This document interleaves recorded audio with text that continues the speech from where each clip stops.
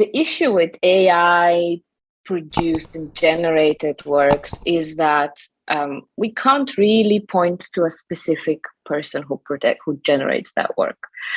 And if we cannot find an author to tie to that work, because you can appreciate that these algorithms, like I said, they learn with example. There is someone that collects the data, someone that organizes it, another person does the coding, then another person supervises the process, and then another person or team of people actually curate the output.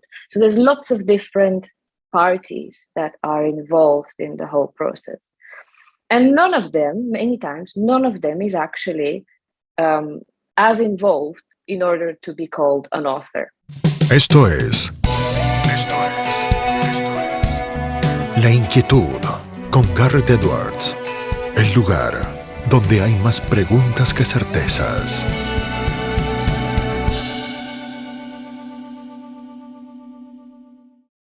Damos vuelta de página aquí en La Inquietud en CNN Radio Rosario. Tenemos un enorme honor, placer y privilegio. Es profesora en la Universidad de Nottingham, es licenciada en Derecho por la Universidad de Sheffield en Reino Unido, es máster en Derecho de la Propiedad Intelectual con distinguido de la Universidad Queen Mary en Londres, Inglaterra.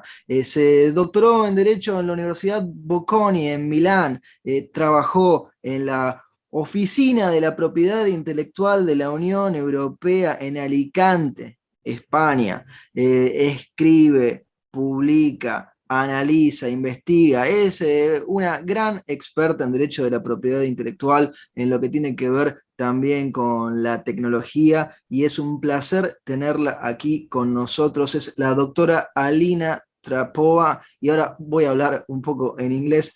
Alina, how are you doing? Such a pleasure to have you here with us today. Garret Edwards on the other side.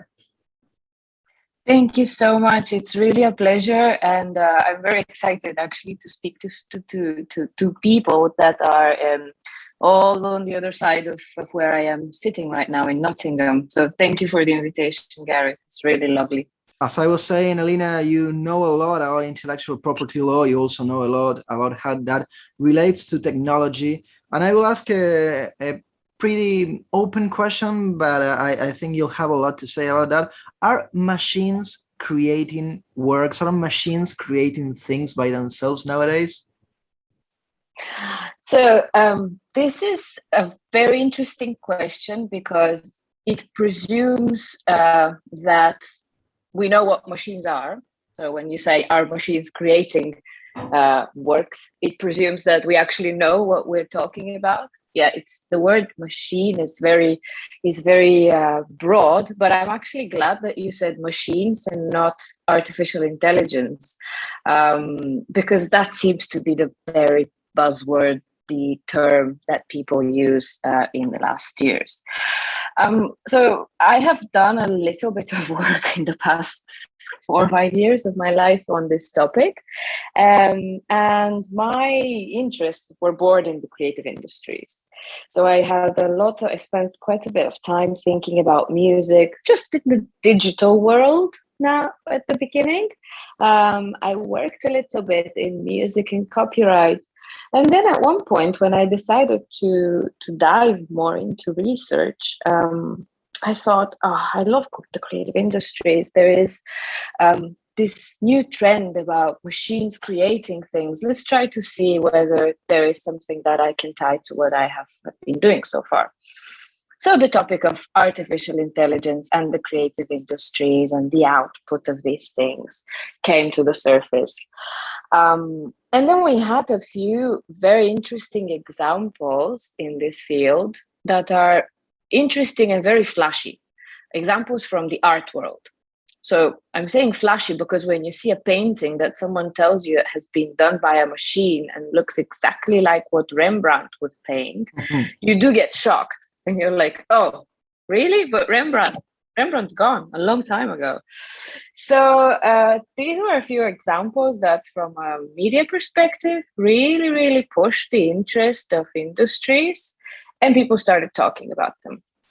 So the problem was that all of these technologies that were used to produce these kinds of works were actually not that autonomous like people thought they were. They were really, there was a big team. There is a big team of computer scientists, of artists, of a big creative side to the whole thing that stands behind every single project that people label as, oh, machines create artwork. So this is the long way for me to answer to your question. I don't think so yet entirely. I don't think machines really create what we would say is artwork from our perspective, but we are getting very close to examples that can shock us visually as viewers, and also can change business models and change industries, which is the more important part, I think. Alina, you mentioned a lot of concepts that are, I guess, of interest of whoever is listening to us on the other side. You talked about artificial intelligence. You made a difference between the notion of machines and what they really are. If they are still not, in your opinion, creating art, then what are these machines actually doing? So it's true. So it's important. Well, my starting point as a researcher and as someone that works with the creative sector is always to try to understand what are we talking about. Because, like I said, artificial intelligence is a nice term, but it doesn't say anything. It says everything and nothing at the same time. So we've had for many years actually the notion of machine learning, which is a term that is more accurate in these circumstances, but is a term that is also not very new. It is a term that existed since the 50s. But nowadays, we would be right to say that the main technology that drives these kinds of works is machine learning, but with a very important caveat. The reason why in the past 5 years we have seen an exponential growth of applications of artificial intelligence, people talking about machine learning and creative works, is because of several things. There's 3 factors that actually pushed this revolution in the last 4 years. The first factor is the fact that we have a lot of data. Now, we have managed to digitize a lot of information that back in the days, when in the 50s people were using these complicated algorithms, didn't have at their disposal. And this data actually goes into these systems. And the way that these systems work, put very simply, is that they learn by example. So all this data becomes example on the basis of which these algorithms actually learn and improve. Data can be creative works, data can be music, can be artworks, and in our field, in my field of intellectual property and copyright law, we associate data actually exactly with that, with paintings, with music. That is our training material. The second thing that pushed the revolution in the last years is the fact that our computers are very powerful. So we have a very, every year we get a smaller device which can do millions of things, which probably 10, 20 years was a huge device doing only 1/10 of what the devices these days work. So our computational power is enormous these days. And the final thing is something rather simple, which we should not forget, is that actually science moves and algorithms have improved. So our scientists, computer scientists, have made impressive steps and have discovered impressive things in their research. When you combine all of these 3 things, we end up with impressive examples like machines that have generated works that resemble Rembrandt, machines writing articles, presumably autonomously, and so on and so forth. And that may disturb the markets. That's a great way to lead into the next question, Alina, with the disturbance of the markets, because I guess there are also financial and economic questions tying to these things that at least we could say they are an output of machines, right? Yeah, definitely.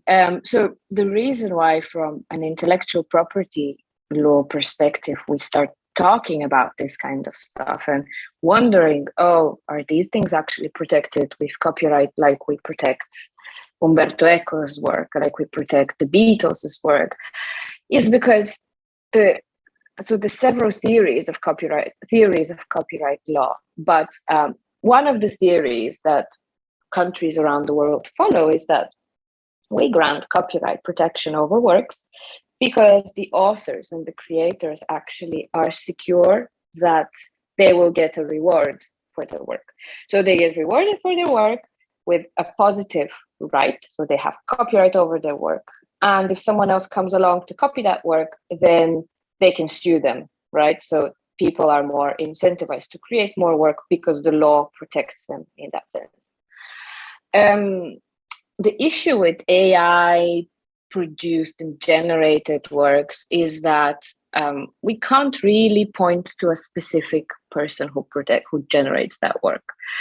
And if we cannot find an author to tie to that work, because you can appreciate that these algorithms, like I said, they learn with example. There is someone that collects the data, someone that organizes it, another person does the coding, then another person supervises the process, and then another person or team of people actually curate the output. So there's lots of different parties that are involved in the whole process.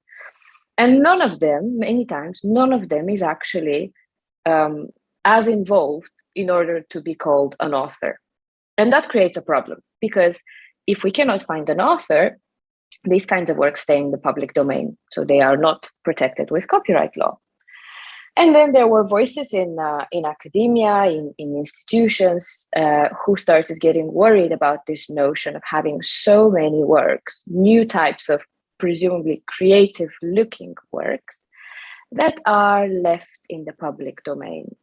So they thought, well, people wouldn't want to create that. All of these people that I mentioned before that collect, curate the data and go through the process, people started saying, well, if we have to give a copyright claim over that final output, because otherwise all of these people will be disincentivized and they will not want to get into the business of creating works with AI in the first place, because there's no copyright at the end.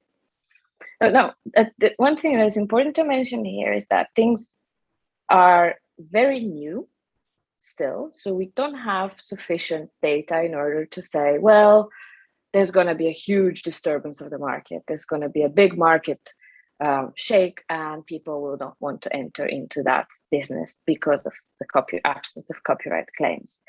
We still don't really know how the market will react, aside from a few specific instances where actually there's been real revolution. I believe that we still don't have the sufficient data and evidence in order to say, oh, we have to change our laws.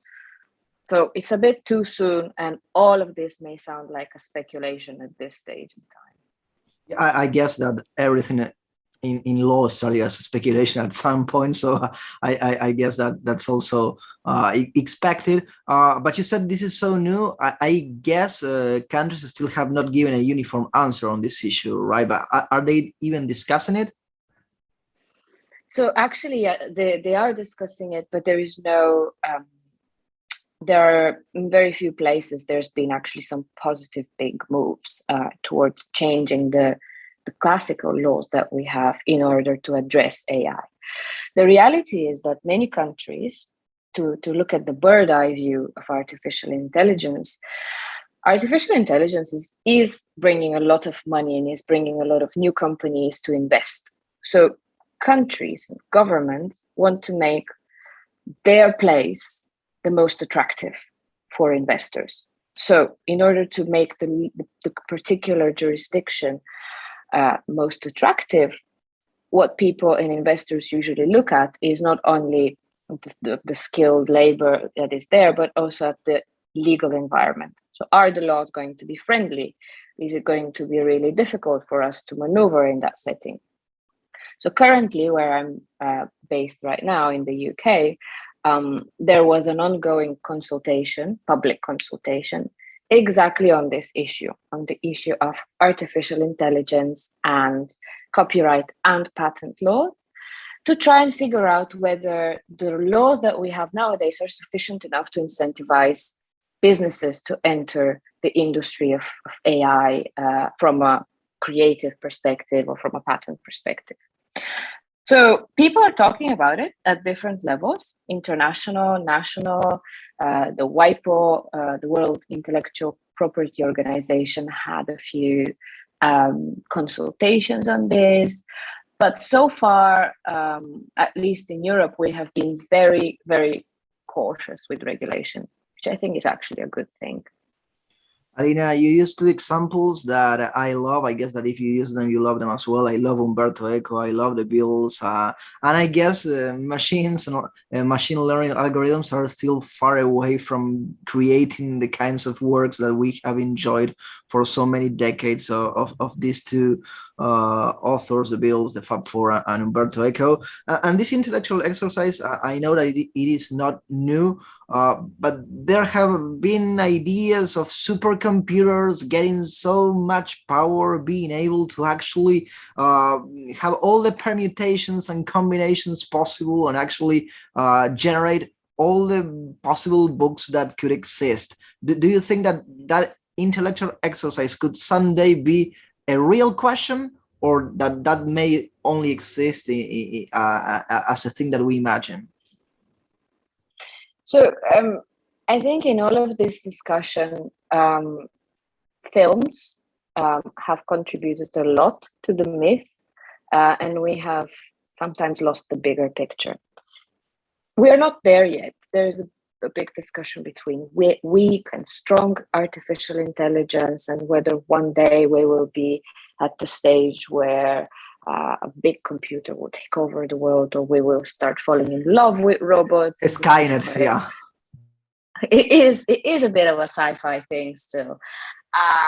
But if that day comes, I don't think IP and copyright law will be our worries at the time. I mean, just to put it very, very bluntly, colleagues of mine have said this. Well, we'll have bigger problems if that ever were to happen. If that would ever come to happen, from a legal perspective, you mean? From any kind of a perspective, I guess. Oh, we will be wondering about our existence and about our, us as human beings. It ties a little bit to the copyright thing, because, humans, we reflect our personality in our work. So we think that only we can do this.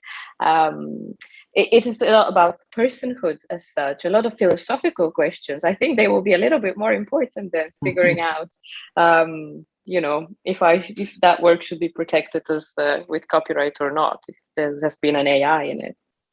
You have also researched, Alina, about a thing that is still not a thing in Argentina, but when I read about it from different countries, it struck me as something quite interesting. I mean, robo-journalism. What is robo-journalism? So this is something really interesting, I find, because it actually is a field of artificial intelligence and creativity that has genuinely change things, at least in Europe and in some countries that I had a look at. So robot journalism has several variations, but in my research, what I had a look at was those very, very dry and rather boring journalistic reports that thrive on a lot of data, on a lot of numbers and statistics. So think about reports about the financial markets, about the real estate, weather, sports. I mean, sports is not boring, but if you report only the scores... If you only had to tell people all the results of the weekend matches... Yeah, that can be very, very dry. And many journalists nowadays are actually bored when they have to write that kind of things. They prefer to do investigative journalism. They prefer to use their brain and their skills that they have been taught at their degrees. So robot journalism actually is a field where you can have algorithms help you generate those reports. It is done through a specific technique called natural language generation. But it only is applicable to these specific, very, very dry on data journalistic fields, like those that I mentioned, like sports or weather reporting. It's because what happens here is that we have a lot of data, a lot of statistics, and then the algorithm interacts with that data, and then they manage to produce a short text which reports that information, and that happens in 1 second, 2 seconds. It happens extremely quickly, and we may say, oh, well, that's nothing that out of the blue, because journalists can do that. But this really is revolutionary for journalism because it liberates journalists. If they tell you have to write 50 such reports in one day, you as a journalist would not be happy about it, even if it takes you 10 minutes. But if they tell you, no, the robot can do this, and then you can spend 10 minutes just quickly checking if everything that they have done is fine, and then you can spend the rest of your day actually writing an interesting story that you wanted to pursue, that's quite something. And this, we're seeing a lot of this in Europe. There's a lot of companies that offer such services. Alina, with this natural language that you just mentioned, I know that you were, I guess that you were mentioning about this pieces of software that allow these machines to actually write and produce text that sounds to us, that reads to us as if it had been written by a human being. There have also been a lot of advances when it comes to voice reproduction, right? Because I remember, for example, actor Val Kilmer lost his voice a couple of years ago, and for still not premiere Top Gun Part 2, he's going to get a device that actually allows him to get the voice that he had recorded throughout his career. So they will manage to reenact his voice for this new movie. All these natural things are going to help us, as if it were a Marvel movie or a Star Wars movie, to actually get machines to sound like human beings as well, right? Definitely. And I think this can be a very powerful tool for the creative industry. It can also be a little bit dangerous from a legal perspective, because stepping a little bit outside of the strict intellectual property rights, there may be a lot of image rights and personality rights that are related to the way that an actor looks and speaks and they present themselves. The problem with all of these laws in general is that they are very territorial, and actually the industries that we're talking about are digital. So this is the classic thing we often have with copyright law as well, that we think that we live in our own square, in our own island, but actually many things are accessible digitally and online. So the problem of interfering with personality rights, I think it's a very big deal, because United States, for instance, has a lot of different state laws that regulate this. Even there's not one federal law that regulates personality rights. In Argentina, it will be completely different. I admit I have no clue how personality rights are there.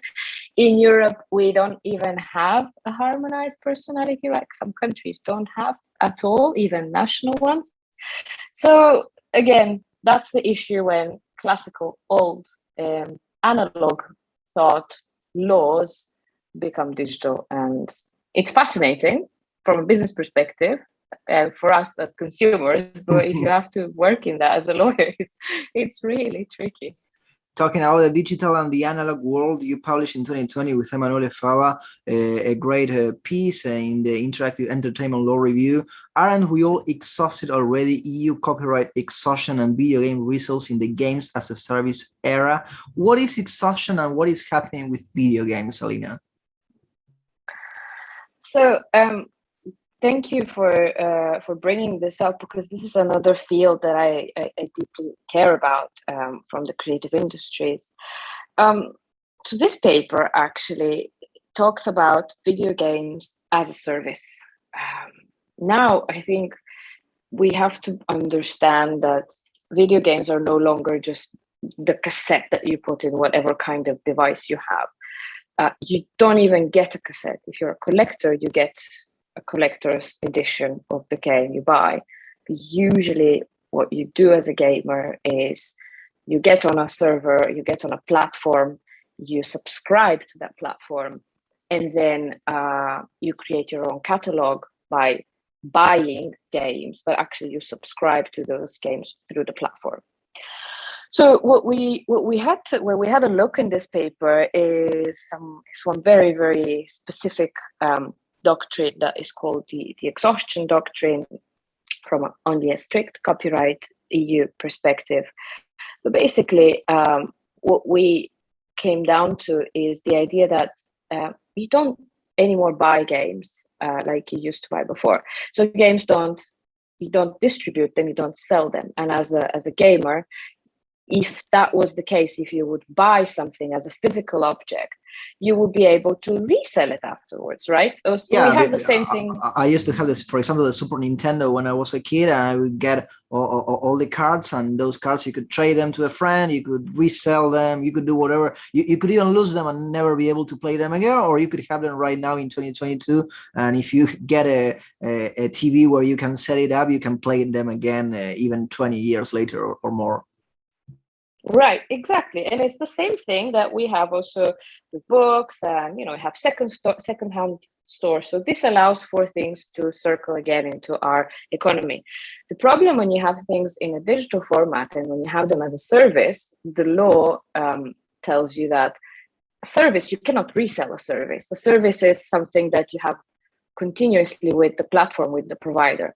And the modern video games that we have these days are no longer, like I said, with the card that you put. They are really a world of their own, like Fortnite, for instance, where you stream films, film premieres are launched in video games. There's live concerts, there's a community, there's constant updates.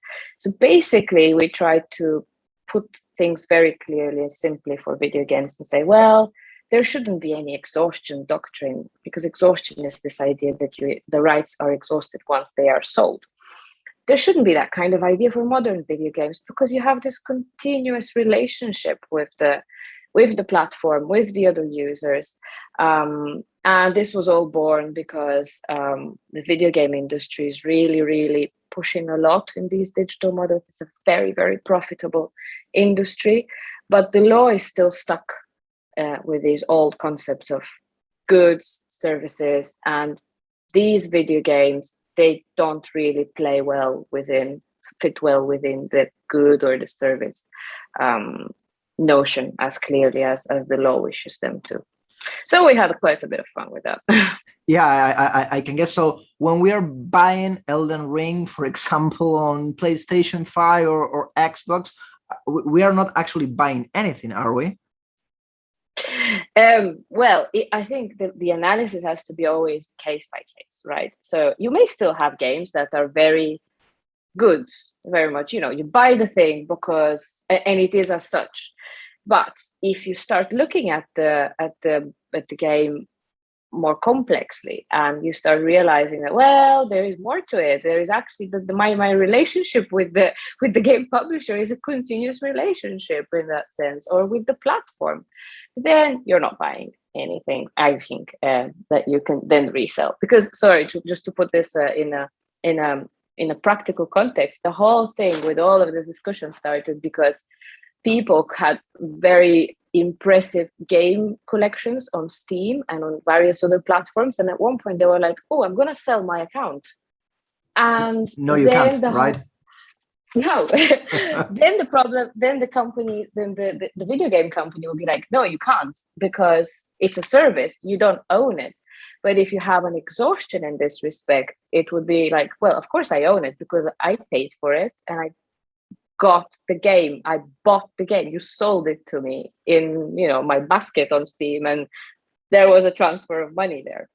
There's lots of issues to this, but it's very interesting. Yeah, I recall the case of this demo that Hideo Kojima had done for the PlayStation. It was a PT call. It was like the precursor of Silent Hill, and they removed it from the PlayStation Store at some point because they were no longer, Konami was no longer making that game, and people started reselling their PlayStation 4s online because they couldn't just sell their accounts, which it wasn't entirely legal. It was, I guess, a workaround, but I can see the issue there. Alina, we have one last question. We ask this question of every interviewee on the show because in Spanish it's called La Inquietud, and it's a word game. We have a workaround on that one, a rework version. What makes Alina Trapova restless? It's a very interesting question. I'd like to say research, and people talking about AI and not quite getting it right makes me restless in pursuing the research agenda and telling them, no, that's not what it is. But to be very, very much more simplistic, what makes me restless is one very good cup of coffee. A good espresso would make me restless for a lot of time. Thank you very much, Alina, for your time and your kindness. We send you a big hug from Argentina. Thank you so much. It's been a pleasure. Thank you for your time. La teníamos a la doctora Alina Trapova aquí en La Inquietud por CNN Radio Rosario. Esto fue La Inquietud con Garret Edwards. Síguenos en redes sociales y en www.edwards.com.ar.